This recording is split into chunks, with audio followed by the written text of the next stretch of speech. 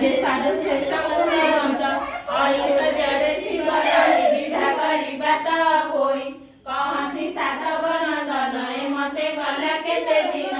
विरंची बोली न साधव ताहार धन असंभव कुबेर संपत्ति कुबली प्रताप नवारी बकरी सेही दीपरे तार घर ता पुत्र नाम रत्नाकर सुंदर सुबुद्धि पंडित वरिष्ठ पड़े बलवंत ताहाकु विवाह करिया पिता विचारे मनकु दूत मानकु डकाइला प्रसंग करि न बेसिला लक्षण दूत माने गले ठोकाए राजे से बुलिले तनय साधवर सुत से राजे से ही भाग्यवंत एक